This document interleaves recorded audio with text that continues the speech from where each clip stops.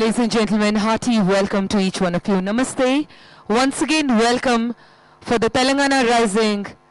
What an amazing day today. We are yet after the successful day one. Give a big round of applause as we all today celebrate Telangana like never ever before.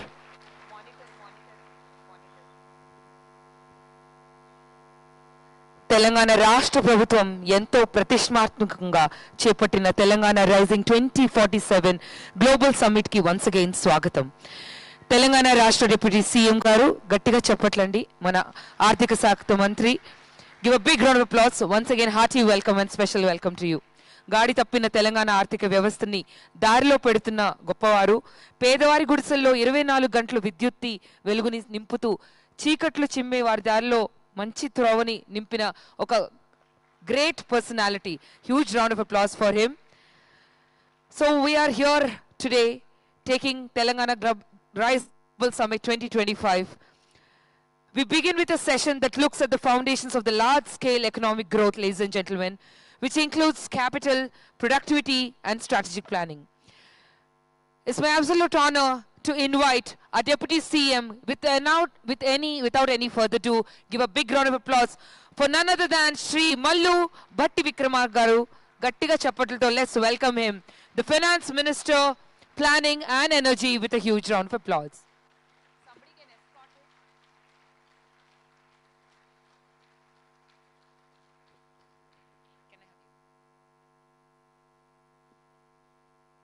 Me energy morning me కరతాల ధనులు me Prema సరిపోలేదేమో sir, ఇంకా రాలేదు. Resounding applause to him. Come on everyone.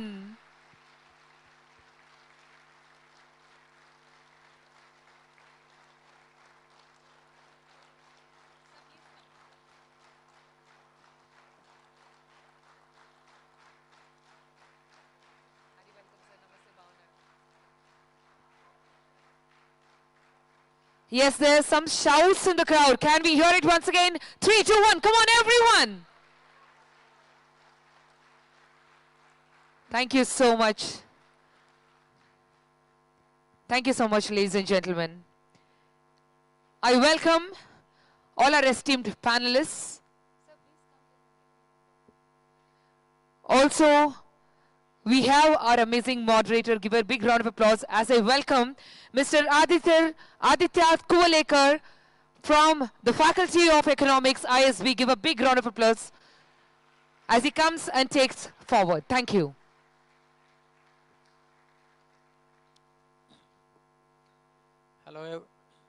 Hello everyone.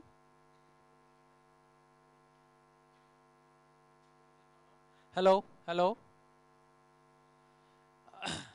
Hello everyone. It's not on, I think. Is it? Okay. Thanks everyone for attending this event. This is a session on capital and productivity, and we are very fortunate to have Honorable Deputy CM Shri Bhatti Vikramarka Mallu with us. Now, before I introduce him, let me invite all the panelists. So, Parshuram Raka. Then, may I please invite you? Dr. Prasanna Tantri from ISB. And then D. Krishna Bhaskar.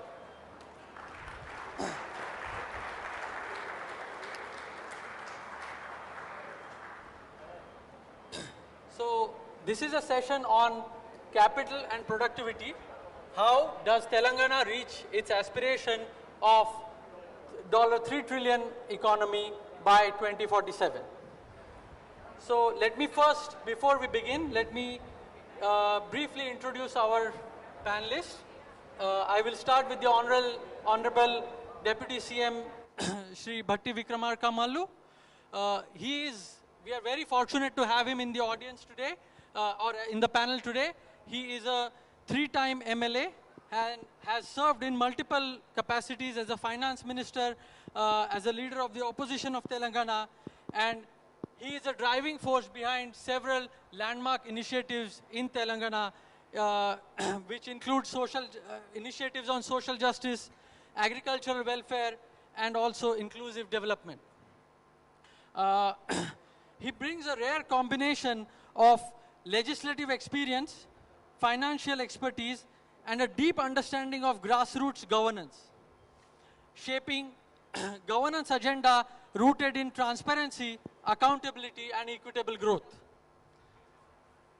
Moreover, I just learned just before the start of the panel that while there is this side of him that works on grassroots development, there is also a strong tech-savvy side of him where he has constantly been focused on bringing the best technology to Telangana. The other panelists are, I will start from left. Dr. Yeah, it doesn't seem to be working. Is it audible? Oh, this is much better. Yeah. Okay, the other panelists. So, should I repeat the introduction? No. Okay, the other panelists, Shri Krishna Bhaskar, he is a 2012 batch IAS, who is a Special Secretary to the Deputy Chief Minister and Chairman of and Managing Director of Telangana Transco. He is a two-time recipient of the Prime Minister's Award for Excellence in Public Administration.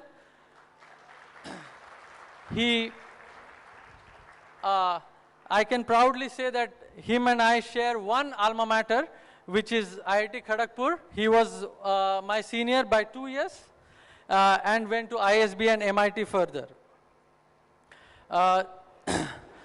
Then we are also very excited to have Parshuram with us.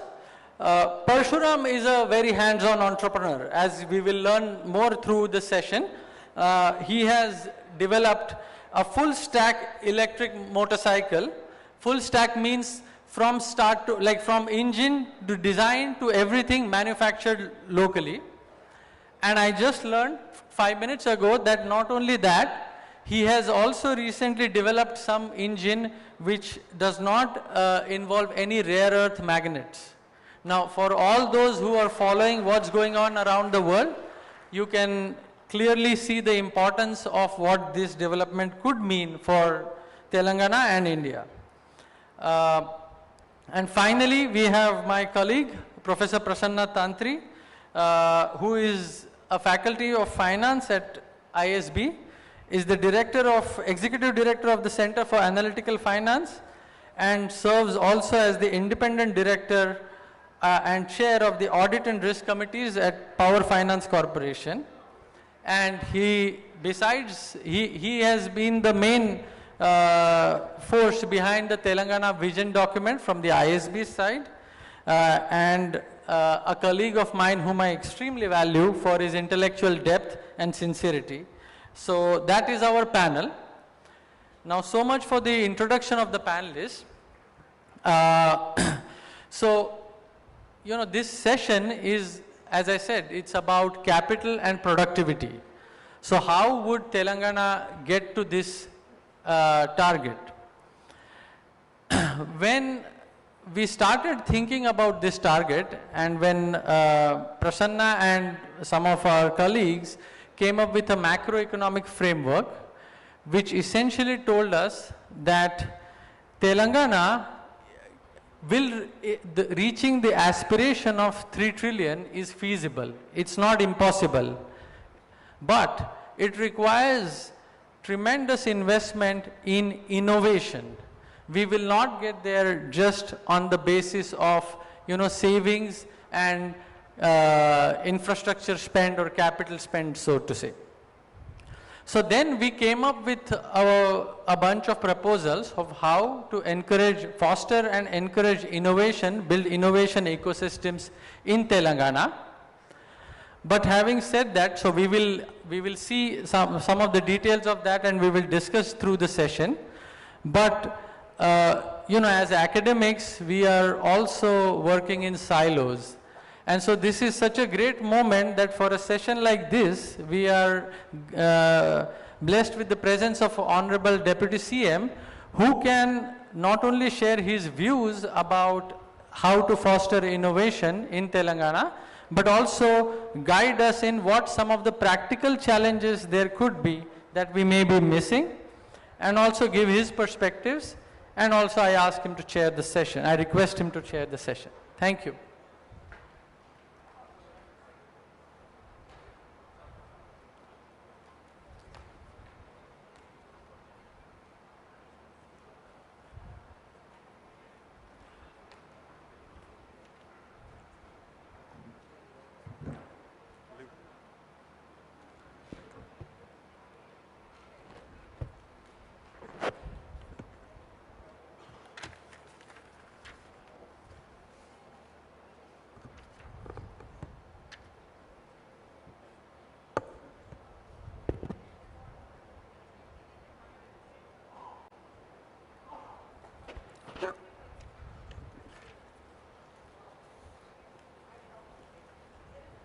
Good morning.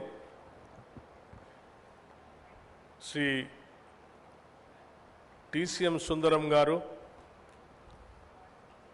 Sri Parshuram Paka Garu, Sri Prasanna Tantri Garu, Sri Aditya Kovalekar Garu, Sri Krishna Bhaskar Garu, and also our Principal Secretary Energy, Sri Navin Mittal Garu, and our Secretary Planning, Sri Buddha Prakash Garu, and our CMD SPDCL Musharraf Garu, and other distinguished guests. మీ అందరికి కూడా నమస్కారం.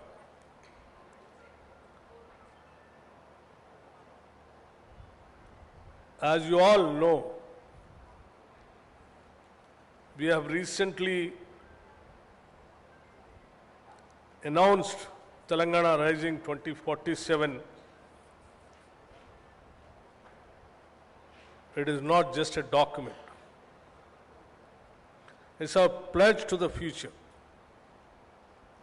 We have set an ambitious target to transform Telangana into a $3 trillion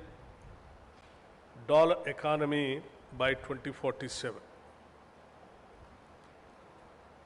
I want to ground us in the numbers. Today, Telangana's economy is approximately $185 billion economy. To reach $3 trillion economy by 2047, we need to grow roughly 16-fold in just 22 years. Mathematically, this requires a compound annual growth rate of 13.5% in dollar terms, roughly 17 to 18% in rupee terms, accounting for currency depreciation. To put this in historical context, no major Indian state has sustained that level of dollar growth for 2 straight decades. Even during India's best growth phases, states like Gujarat or Karnataka average 11 to 12% nominal growth over long periods. We are attempting to do something unprecedented in Indian economic history. Business as usual growth of 10% also gets us to maybe $1 trillion or $1.2 trillion, not just not $3 trillion. The gap between $1 trillion and $3 trillion is what economists call the productivity gap. And filling that gap is the sole purpose of this pen. But numbers are easy to write on paper. The real question is, the question that keeps me wondering is how. We cannot reach a $3 trillion economy simply by working harder. We cannot get there just by building more roads or constructing more buildings. Though we will do that too, to reach this exponential growth, we need to change the fundamental equation of our economy. The equation is simple. Capital plus innovation equals productivity. I once again repeat, the capital plus innovation equals productivity. Capital plus innovation equals productivity. And productivity is the only sustainable way to raise the wages and dignity of the common citizen in Telangana. For decades, government in India have viewed themselves as regulators. We focused on permissions, licenses, and files. We patted ourselves on the back for improving the ease of doing business. But the world has changed. In the era of deep tech, artificial intelligence, and quantum computing, ease of doing business is just a baseline. It is the minimum requirement now. If we want to be the innovation capital of Asia, we must move from ease of doing business to ease of innovating.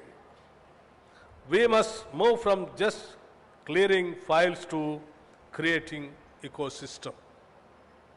Our vision document outlines a spatial strategy: cure, urban, pure, peri-urban, and rare, rural. We have the plan, we have the talent, but innovation is expensive. And more importantly, innovation is risky also. Banks love safety, but innovation requires failures. History tells us that the biggest breakthroughs from the internet to space travel happened because someone was willing to make a high-risk idea for 10 years before it made a single rupee of profit. So the challenge for this panel today is to tell us, how do we unlock that capital? As we as a state are ready to evolve, we are ready to move from being just a regulator to being a catalyst, a partner that shares the risk to reap the rewards for our people. I'm here today not just to speak, but listen. We have a brilliant panel of innovators, investors, policymakers, and entrepreneurs. We want to get straight to the heart of the matter with 3 specific questions. Number one, the productivity versus jobs. Paradox: there is a fear that higher productivity equates to automation and job losses. How can we hope to address it? What do you really think is the role of the state in encouraging innovation? Should we, often caricatured as a slow-moving behemoth, keep up to encouraging true innovation? Or should we be involved? We talk about, number 3, we talk about artificial intelligence and deep tech, often in the context of software. But the vision document emphasizes the rare rural zone. My question is, how do we ensure that deep tech doesn't just stay in Cyberabad? How do we incentivize capital to solve boring problems like increasing the productivity of a weaver in Warangal, or a farmer in Nizamabad, or in Khammam, etc., etc. So friends, let us get started. And gentlemen, I request all of you to put all your heart and soul in this session and give us your valuable ideas and suggestions. And also I thank you once again for coming all the way from all of the, not only from the states, different states of this country, even from all over the world, for,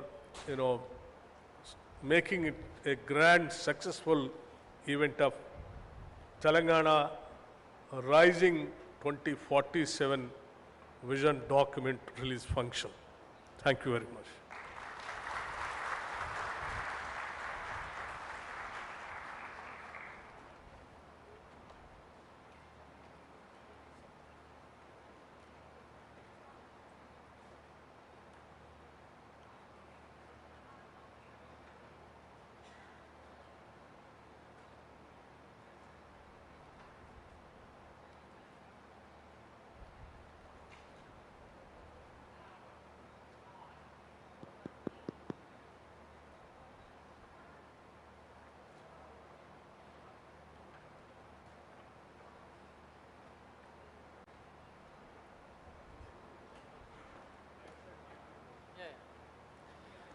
All right.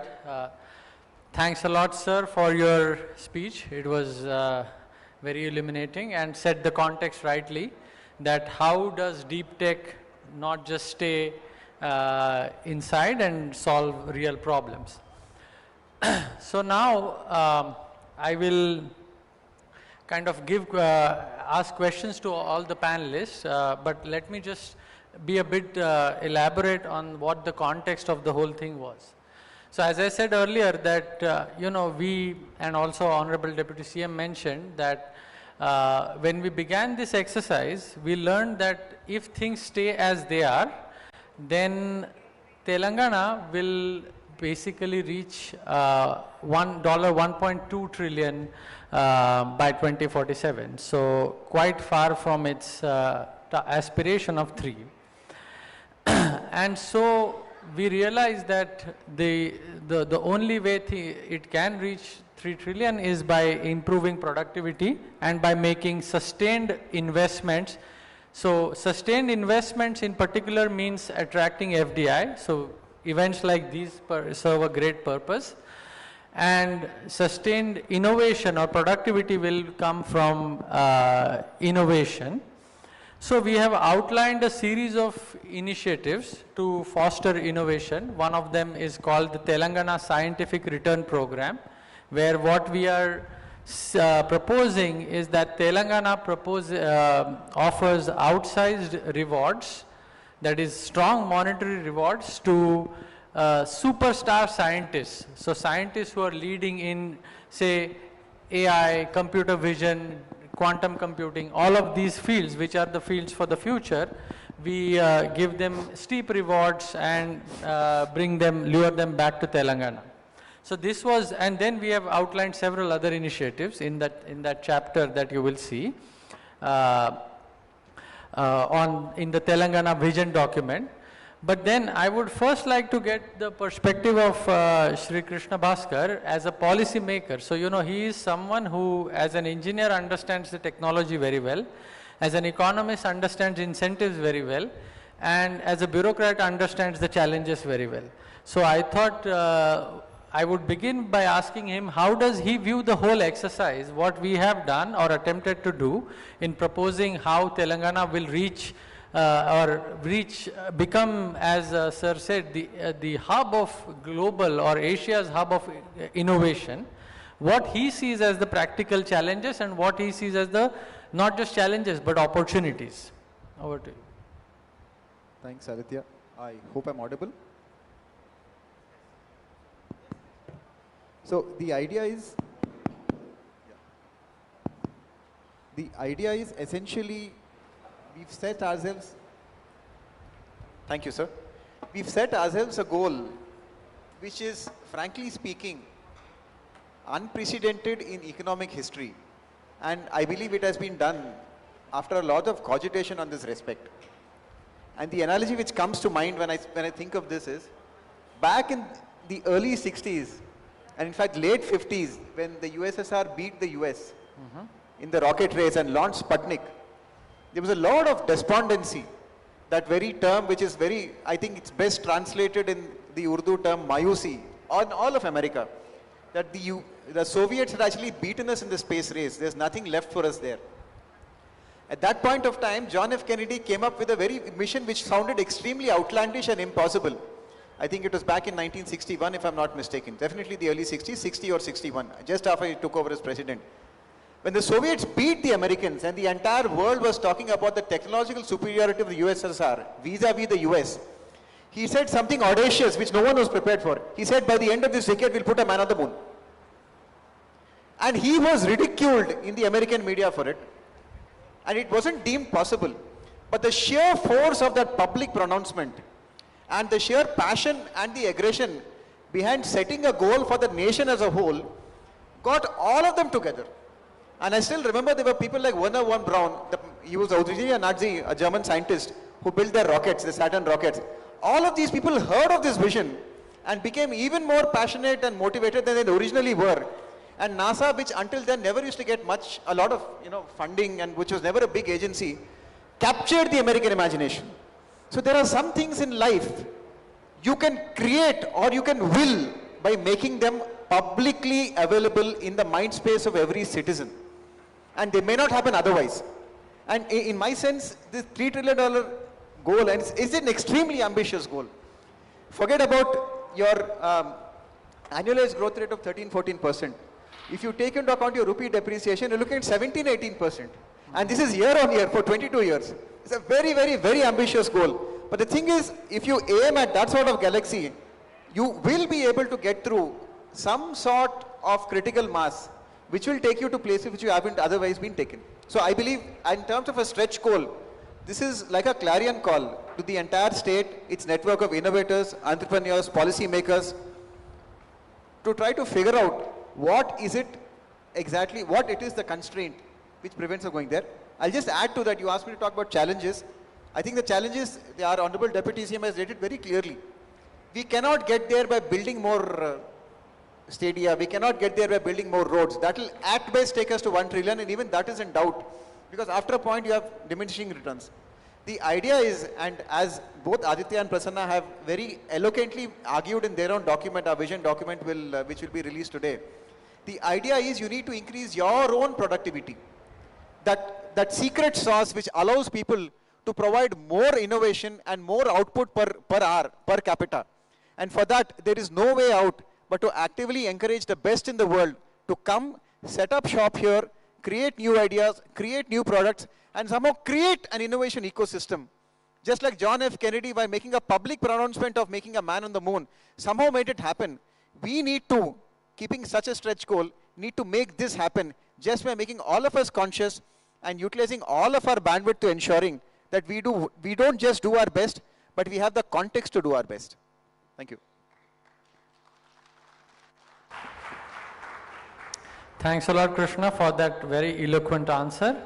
And it was great to hear the story of NASA and sending a man to the moon, because, you know, it was such an audacious investment back then that nobody gave it any chance of success. And I mean, to be a bit self-serving, but Prasanna and I wrote an op-ed in Times of India, I think a few months ago, about investments in these type of technologies, be it space technology or defense technologies. And they have what Prasanna will elaborate on as a multiplier, which is one additional job, how many additional jobs they create. And in such investments into innovation have an enormously high multiplier. And why these things are very important is around 1960s or 70s, there were people who had made, very smart people, I don't want to belittle them in any way, who had made pronouncements saying that the USSR will overtake the US by 1985, 1990. Ironically, it collapsed before that. So the creative, what was special about the US was that a bunch of creative people got together, bunch of people, aspirational people got together and ideated over things and created fascinating wonders, which is what Telangana aspires to do, is my, from all the initiatives I have learned from the political leadership. So I would now though ask Prasanna to, since he is, he has thought a great deal about these issues and has also has led the drafting of the vision document that will be released later today, of how he views the whole importance of innovation in Telangana's economy, why it is the basis of the 3 trillion chapter, and productivity. Yeah, and also about financing innovation. You know, it's one thing is I have been very silent or conveniently ignored how to finance all of these ambitious initiatives. So Prasanna will probably also talk a bit about that. No, not good.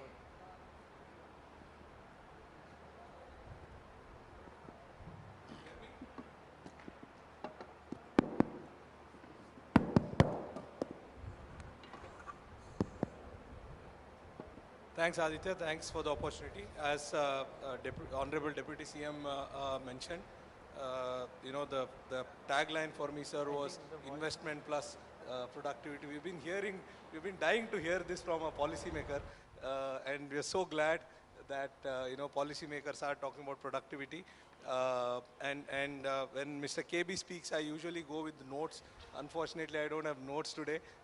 The insights coming in, I don't have much to add.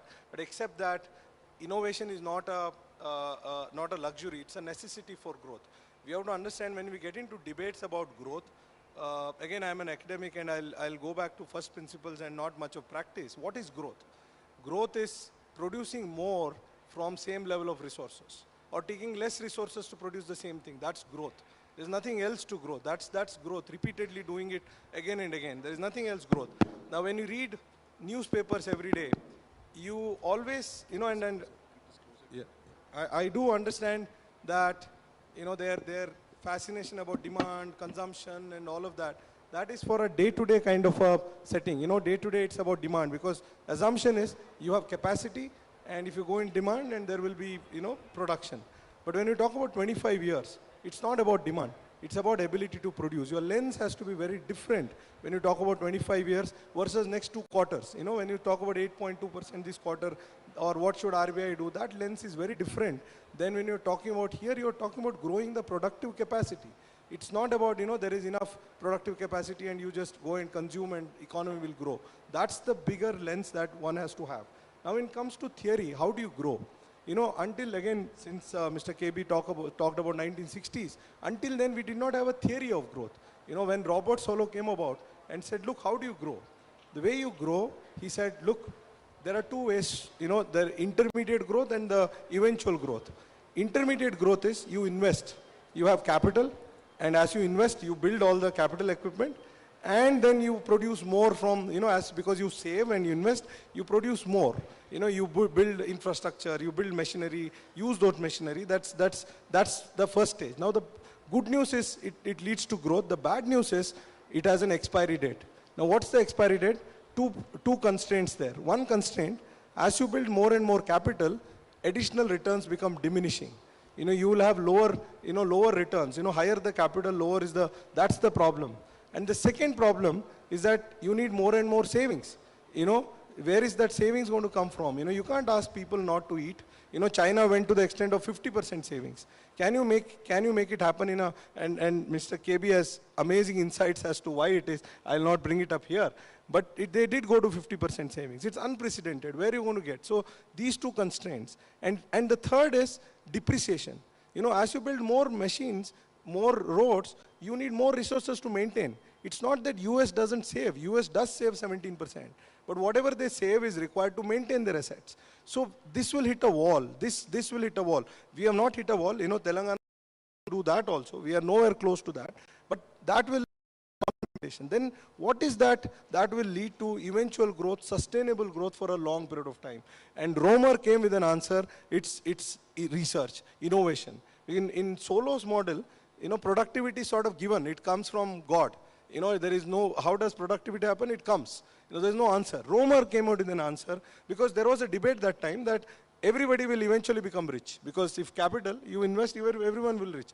Then they observed some countries are not becoming rich. Africa is, was not becoming rich. China was not becoming rich. India that time was not becoming rich. This Romer's model is about you have to create this. It's not God-given. Productivity is not given. Some policymakers, some investors, inventors will have to create it so that people like us can talk about it. We don't do much, right? So that's the whole idea, theory behind all this thinking, that eventually what will lead sustainable growth is invention. And invention need not be original. You can copy.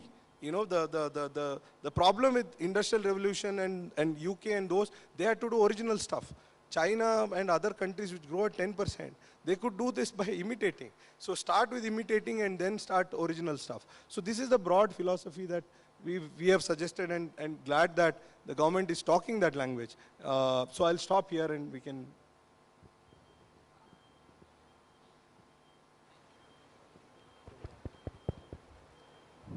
Yeah, thank you, Prasanna, for that answer. Yes, it's really very heartening to hear the policymakers buy into that language and speak that language. You feel that at least as academics, we feel that what we do, we are in our silos and probably nobody cares. And then you see the political establishment, the bureaucrats really appreciate this importance of innovation. And now coming to the point that, that Prasanna mentioned, that we have to attract the best, like growth is not God-given. People have to create things. And we are in that way very lucky to have Parshuram, who actually has created something. I mean, at some level, Prasanna and I have been living in the world of ideas only, whereas Parshuram has been getting his hands dirty for the past, I think, many years. And he is a prototype of the type of people we want to lure back. So he was in the US. He was working, had a successful professional career, but what he may explain best the reasons why he came back to Telangana, but he did. And not only did he come back to work in a professional job, but he has started creating things. So I would like to ask, invite Parshuram to give share his experiences, wherein I would particularly ask him also to focus on, challenges are important, but where he sees the comparative advantage of Telangana over, say, the US ecosystem, because we often hear of what the challenges here are, but I'm sure there are strengths. So we would also like to hear about some strengths, some positives, and how we can reinforce them.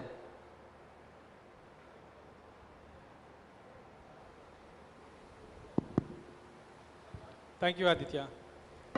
Thank you for the opportunity, Honorable Deputy CM Garu and the esteemed panel. I hope I'm audible. Yeah. So the panel and the government has been talking about the policy, right? So the policy is basically established to address a lot of challenges in the innovation, and Deputy CM Garu has rightly put, the capital plus innovation is productivity. And both are important, the capital and the innovation, but with respect to the both, I would say for a startup like us, for an innovator, there are a lot of challenges, and I would like to tell you how how we have navigated these challenges and how the policy is going to help navigate this for the future entrepreneurs. When we started off Graviton in the year 2018 and 19, I did an intense research and realized that there were no electric vehicle component manufacturers or the core critical component manufacturing companies in India.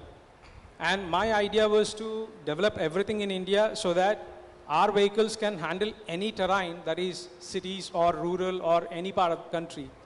And what I understood is for that to happen, we need to have full control over the supply chain. And we don't have the control over that supply chain, and we wanted to exactly build that. So we have taken a very hardship of developing this entire core tech here in India, in Telangana. And what we have developed is a platform. Instead of making one particular look like motorcycle or a scooter, what we have developed is a platform, the tech platform, the core tech platform, with which you can make any kind of, robots. And our first product happens to be a robot on wheels, I say. Why I say robot? Because that's the future, and for any robot, the critical components are very similar to an EV. And coming to the challenges, when I came back to India from US, I assumed that I can go to universities and collaborate with universities to develop these technologies. But what I realized was, unlike US, where the inception of the new tech happens in the university labs, which are funded by either government or the companies or the universities itself.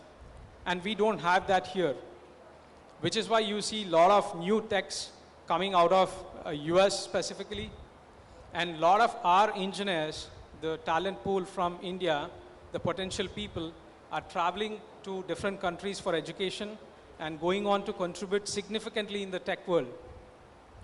And what I understood was it's not the same case in India. It's completely the reverse. The companies has to develop their own tech. And I primarily believe that's because we were, as a country, more focused on the service and service economy. And we did not focus much on the innovation and the manufacturing or the ecosystem building around it. Probably that could be one of the reason I felt. And this was one of the big challenge because we did not find, the first challenge is finding the talent pool who has expertise in the core component that includes the motors, the traction motors, the power electronics, or the battery systems. That was the one challenge, and the second challenge was the mindset itself. Because I would say our investment VC ecosystem is used to, for the software world, where the equations are very different when compared to the hardware world, where the gestation period is very long. The returns would come after a very long time. It's not instantaneous. And the mindset was that people, when I pitched this idea that we will be developing everything here, the biggest, the first people were the prospective investors who said, hey, why don't you just do the assembly, bring products or components from somewhere else and assemble them. That was a big challenge I had, that is assembly versus development. So I had to, the entire team had to go above and beyond to convince the potential investors as well as build the team who has this mindset of development, who has the patience to develop. And the third challenge was the investment capital itself, because as I said, our capital was more used, or the VCs were more used towards the software world. And they were asking me, why are you taking so much time to come to the market? Why are you not there in the market yet? And they used to suggest me to just start selling, bring it from wherever I can. But we had to take this hard stance that, okay, we will develop it here. And fortunately, similar mindset investors we could find in India and in other countries. And now that we are producing and selling as well. Yeah, I'll leave it there. Thank you, Parshuram, for that eloquent answer. I think he was too humble to mention, or if he did, I missed it, that he has a Asia Book of record for his vehicle to do a 5,400 kilometers journey without recharge, right? Yeah, without stopping for charging, non-stop riding. The riders were changing, but it's the same vehicle. So within 4.5 days, we did nearly 4,000 kilometers. And for that, we had to establish temporary swap stations throughout the country. And that was to demonstrate that EVs can be a real alternative and to establish confidence on our technology. Yeah. So, and one thing you mentioned, Parshuram, that really I think hit the nail on the head, which is that when you came and tried to collaborate with the universities in India to bring technology or develop technology, you hit a dead end. This is exactly where, again, it's a bit self-serving because Prasanna and I came up with this proposal, but we are really wanting to strengthen this exactly or solve this bottleneck by giving incentives to bring the best minds and host them in universities. And Telangana or Hyderabad has a lot of excellent institutions. Like many people don't know that there is an ISI Hyderabad, Indian Statistical Institute Hyderabad. So we have the opportunity to host these leading scholars, and that hopefully in future people like Parshuram will not have to struggle finding people to collaborate within universities and develop technologies. And you know, this is a standard model in the US, where professors raise grants like through industry, build something that is useful, and then if something works, it's scaled up. So it would be a very healthy ecosystem. Let me throw one next question to both Prasanna and KB. I'll let Prasanna go first.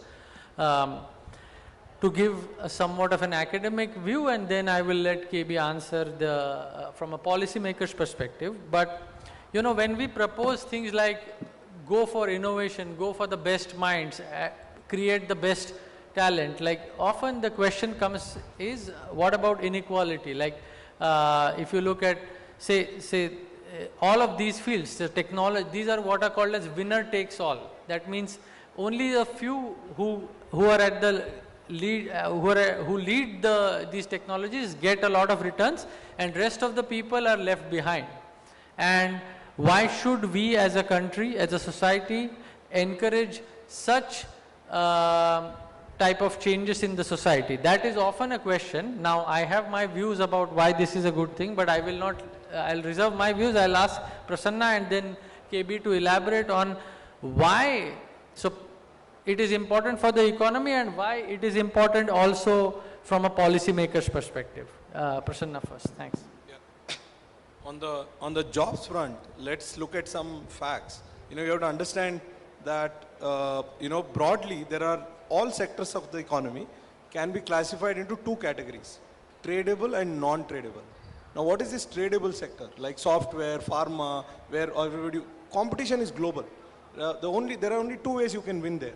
Either become more efficient or become cheap. There's no other way. You know, there is no other, or you can restrict competition, put in barriers, and then, you know, then it becomes a zero-sum game, you know, who wins like we used to do before. Now, tradable sector is the one where you have to compete. The best people will have to compete. The model that, you know, that seems to have worked is there you go up the value chain. There you do the best possible work. Be at the front end there. Now, what it does is, it generates a lot of income, wealth inside the country. Because now the rest of the people can, usually, you know, 2/3 of the population, Aditya, you know this, works in non-tradable sectors. Now, what are these non-tradable sectors? Doctors, teachers, your yoga instructor, hairstylist, driver, kirana, all of these are non-tradable sectors. Now, the good news about non-tradable sector is, the income of these people in the non-tradable sector does not just depend on their productivity. It depends on the income of their consumers. Go to a village and see your barber in a village. That guy may be whatever skill level they may have, the level of income they make, there is a limit to the income that they make. Whereas your hairstylist here can make much, much more, having much lesser skills. You know, I've written about it. I was in Darjeeling recently. The driver was super skilled. He could literally fly the car, you know, in that, you know, Darjeeling terrain, if you remember. The amount of salary the driver makes, 8,000 rupees, plus some tips, 10,000 rupees. And you know, with all respect to drivers here in Hyderabad, they are good, they're very good, but not the level of skill that Northeast drivers have. But they earn 4 times of that, plus they do Swiggy and Zomato and all of that. Where is it coming from? Not necessarily productivity, it's the income, entrepreneurs and investors in Hyderabad who created this kind of income. So this is the, unfortunately, if you want to create income for the masses, the only sustainable way is to have this go up in the competitive sector. If you're lower in the competitive sector, what will happen is income of the best people itself will be lower, and the rest of them will have even lower income. You know, inequality will be there. Inequality will not go away. Everybody will have low income. So that's the whole philosophy. There is no other option than to create, you know, jobs at the very high end so that the low-end jobs income goes up. It's actually anti-inequality. You know, your low-income people will earn more. In fact, you not getting a maid is a good thing. As an economist, my wife may not agree with me, but as an economist, I'll tell you, you not finding a maid, you not finding somebody is a good thing. It shows things are doing better. That means you have to pay a lot to those people. If you find 10 people, you know, willing to massage you, that's a bad thing, right? That happens when overall income goes up. So that is the model. You know, Mr. KB can elaborate more, but that's the broad model.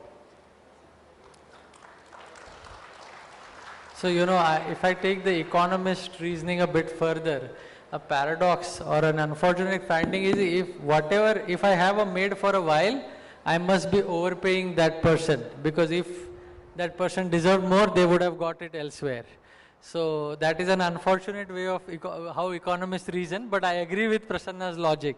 So I'll let now KB go for the same. I really say that in government, we have serious issue with that line of thought. Because we do compare apples to oranges and oranges to pineapples all the time, but we try to do it in some sort of fashion which I believe is acceptable. We cannot ever compare apples to just apples. But I'll just come to your point here.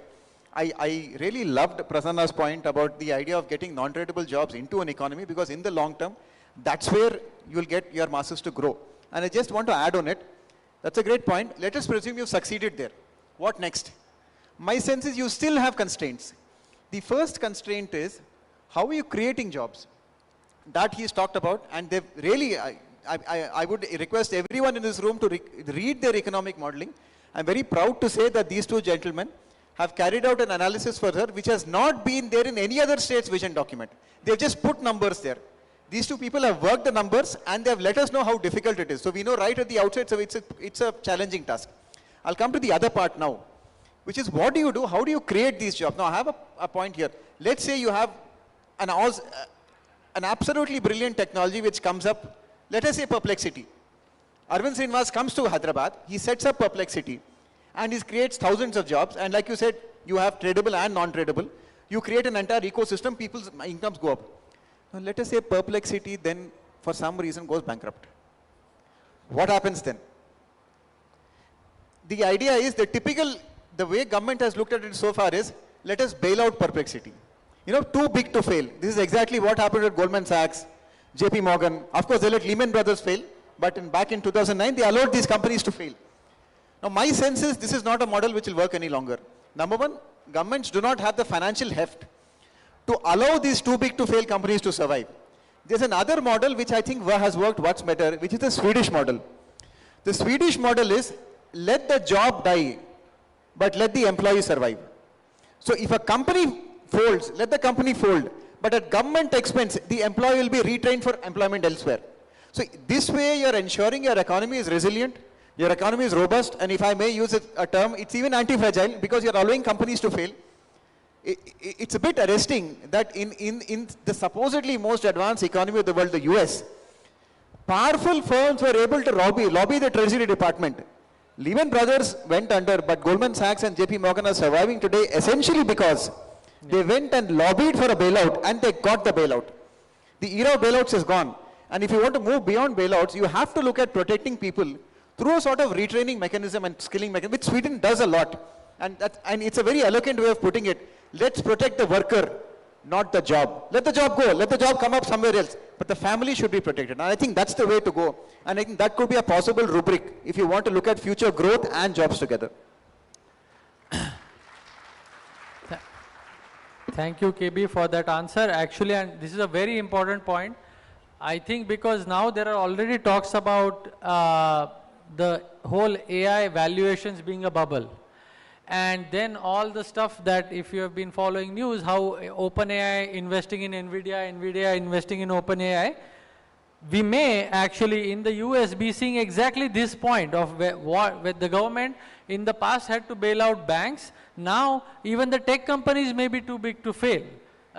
If Google fails tomorrow, I hope it will not, but I'm just saying as an example that it can have catastrophic consequences. So it's a very timely point that you raised. You want to add on it? I would let you know that our Deputy CM actually started his career in banking. And there's a story which he keeps telling us. He says, if you borrow 1 lakh and don't return it, it's your problem. If you borrow 100 crores and don't return it, it's the bank's problem. So I think we should stop, which he keeps mentioning in meetings. I think we should stop ourselves from reaching that stage by some means possible. That's a great point. And I have seen the Deputy CM also make some very insightful observations like these on credit. Now I can see where these insights were coming from. So when we were in a meeting, Prasanna and I were shocked by one of the, positively shocked by one of the things he said about microfinance. And now I can see where his insights were coming from. Anyway, so moving on, I have one more question to KB, and then we can take questions from the audience if there are any. So there are, all these theses we have built around innovation, that there are lots of calls and also some initiatives about the state acting as a venture capital. So state investing in some of these companies. Now, the counterpoint to that is that the state does not have the ability to pick winners. So the state should not be doing this. That is another view. I wanted to know what he feels like and what is the general policymaker's perspective on a proposal like this. And then I would actually also ask Prasanna if he has any view on this. Yeah, thanks, Aditya. I mean, this is something, now we actually come down to nuts and bolts of what the Deputy CM and the Finance Department do, or the Planning Department deal with on a daily basis. Now, the thing is, it's great, it's a great idea in practice, so I'm sorry, in principle for the state to be involved in venture capital. And by the way, it's been done all across. I think Abhijit Banerjee has written very eloquently about the SIBR, the small business, independent business something, SIBR of, you know, companies like I think Symantec and I think one more very, very big companies have actually come from US government handouts in the form of incentives. They've started there. And you don't need to look that far. The entire pharma network of Hyderabad is originally built on the network laid down by IDPL. People like Dr. Reddy's and many other companies have come out from the network of both innovation, knowledge and capital, which was nurtured by IDPL. So I would have you know this, riddle me this. If government is really so inefficient, if government really can't get things done, and if government needs to step out of the way to get real productivity and innovation, I want to ask the audience a general answer. Who started Silicon Valley? I'm just a general answer. If anybody can answer, I'll be very happy. Who's the main reason for Silicon Valley starting? Anybody can venture a guess? This is a lady called Mariana Mazzucato, who's written really fantastically about this. Silicon Valley was not started by Shockley, by William Shockley, or for that matter, the Traitorous Eight, or the Intel. It was started through a government initiative which funded the original innovations into understanding how you could do silica chips to actually store more. And that's really fantastic. Go a little further, you'll see that there's a history of government actually funding individuals who've gone on to make very big contributions. I talked about SIBR. The other example I want to talk about is, there is one country in the world which is now called a startup nation. That's Israel. Like the per capita amount of startups in Israel is far more than I think most other countries around. And it started because in the 90s they came up with a concept called Yozma. You can even look it up right now, YOZMA. To be sure, just before this session I Googled it as well. The Yozma is a situation where when an entrepreneur puts up an innovative deep tech, or you say fundamental sort of innovation, the state steps in. The state only gets a license fee or a registration fee if he is successful. But if the entrepreneur fails, the state takes up to 40 or 50% of his loss. A significant amount. I'll have to check how much amount. The moment you do that, you have a lot more people like Parshuram.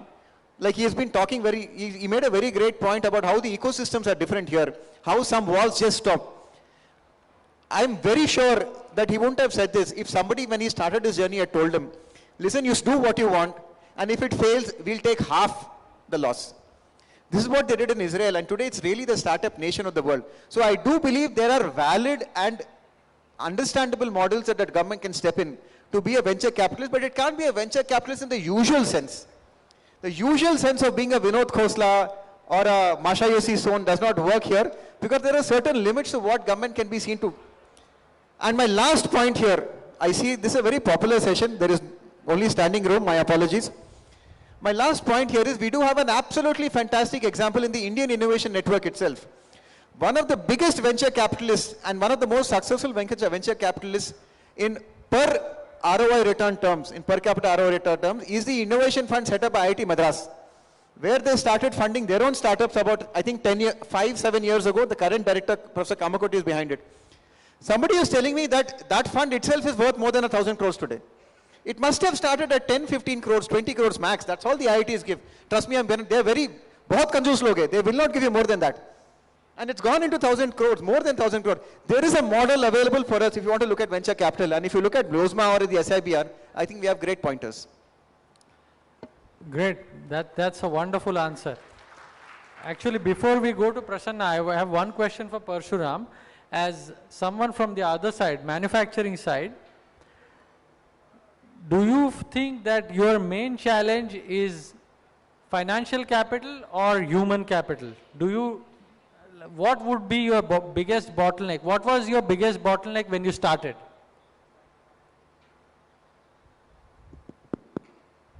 It's actually both. So But as I said which was earlier- bigger? There must be some. What's that? Which was bigger? There must be one. So I say it's human capital because when we were scouting for people who has understanding of the core technology to develop it here, we couldn't find people. And I was wondering why is it but a lot of Indians going to different countries and doing great.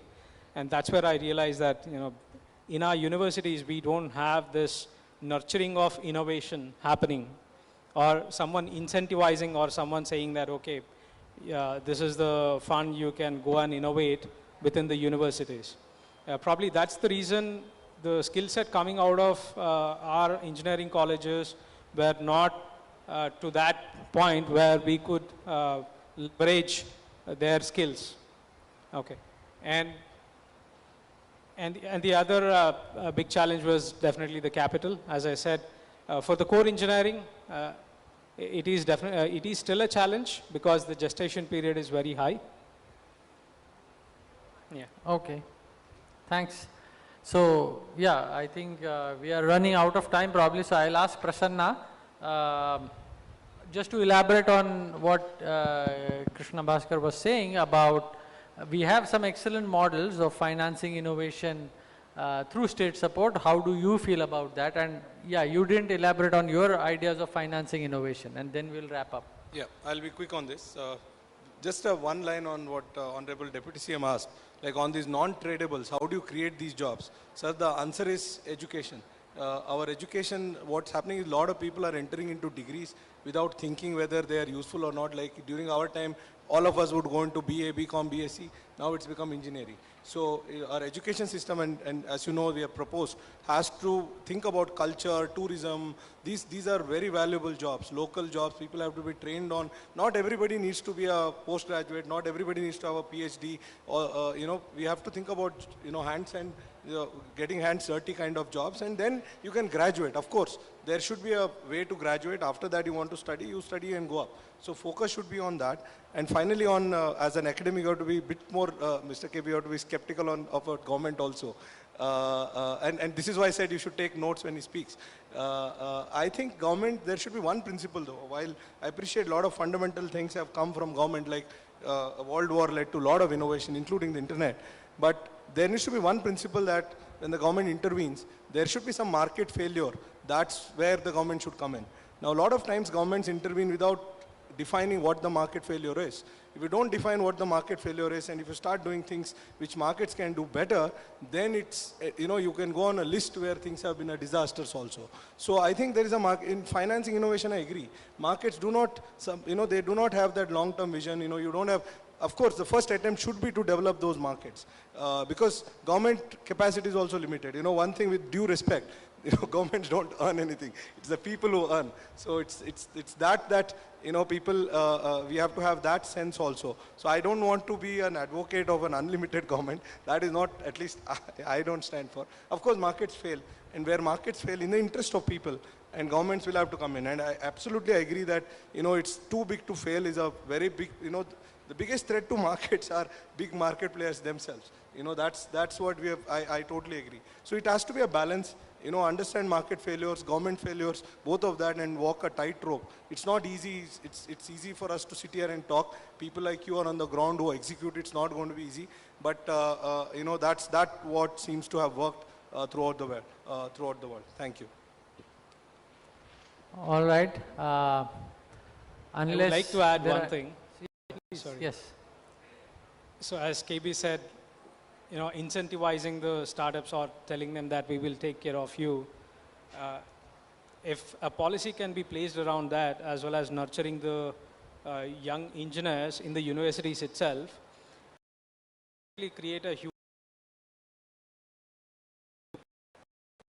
thing called brain drain, right? A lot of our potential guys were going out of the country and working elsewhere. And with this kind of confidence or the policies, definitely I could see that there will be a huge brain gain happening. And that would be great.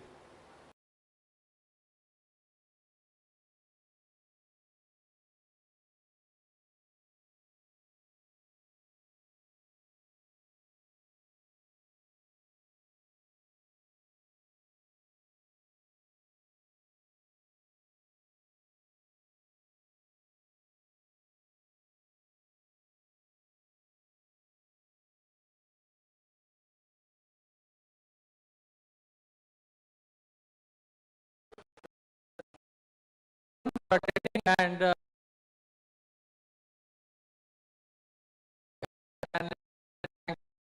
inside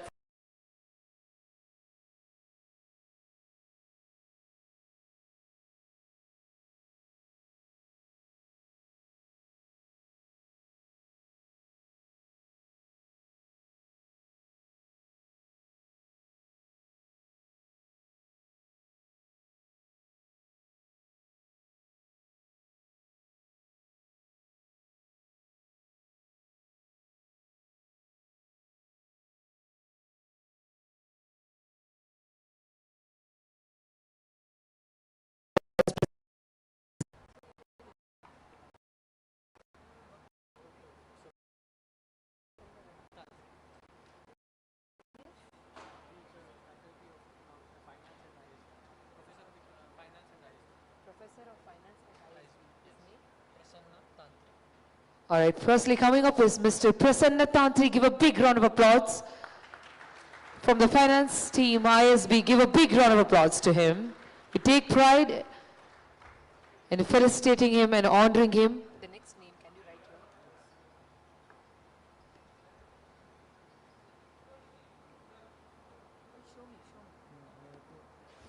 just 1 second. Huh? Yeah.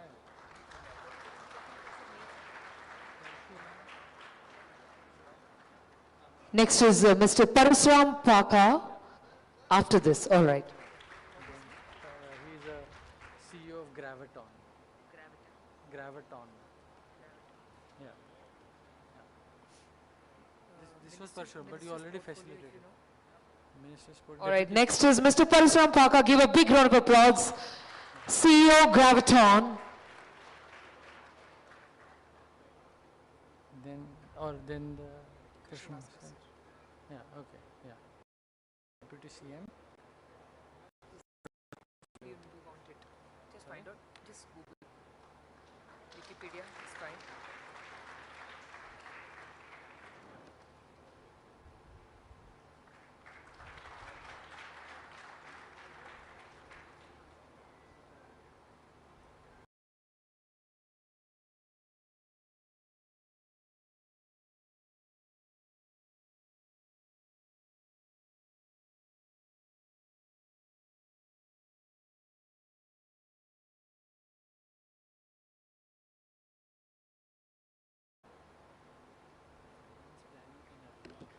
Full name?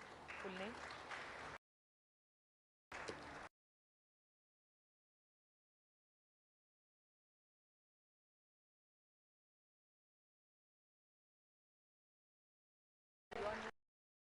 We have Mr. Aditya. We give a big round of applause.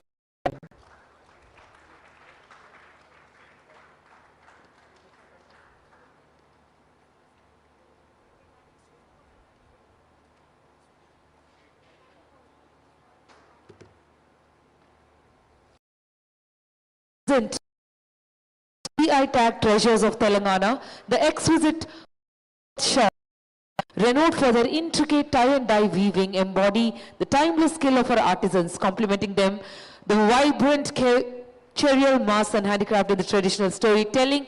Ladies and gentlemen, time to honor our Deputy Chief Minister of Telangana, Shri Bhatti Vikramarka garu. Gattiga cheppalto, let's give a resounding applause to him, please.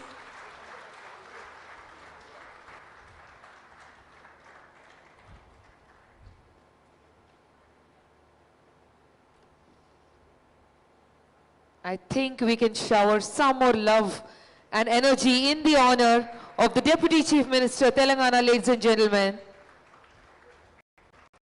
Minister of Finance,